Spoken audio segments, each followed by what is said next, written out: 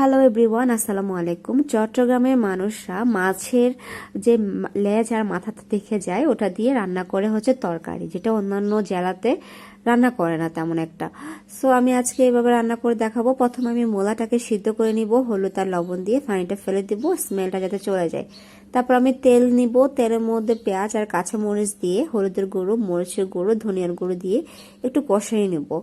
কষানো হয়ে গেলে আমি এটাতে আমি যে মাছের লেজ আর মাথা দিয়ে রান্না করব সেটা দিয়ে দেবো। আমি হচ্ছে আজকে ইলিশ মাছের বড় একটা ইলিশ মাছের মাথা এবং লেজ দিয়ে রান্না করছি। আর এটা খুব ভালো মতো মাখিয়ে নিতে হবে। এখানে মশলাটা যাতে ভালো করে ঢোকে মাছের মাথাতে। এটা যত বেশি কষানো হবে তত বেশি কিন্তু মজা হবে আর কত ভালো একটা স্মেল আসবে। সো এই হচ্ছে আমার রান্নার এখন ভালো মতো কষানো হয়ে গেছে। তারপর আমি টমেটো, কাঁচামরিচ, তারপর হচ্ছে ধনিয়া পাতা, তারপর সিদ্ধ করা মূলা সব কিছু দিয়ে একটু করে পানি দিয়ে হালকা যাতে নিচে লেগে না যায়, এই যে আমি গরম পানি ইউজ করতেছি। তারপর হচ্ছে আমি এটাকে রান্না করতে বসাই দেব। এখন রান্না করার আবার মাঝখানে একটু উল্টাই দেখবো যে পানি অনেকটা বের হয়েছে।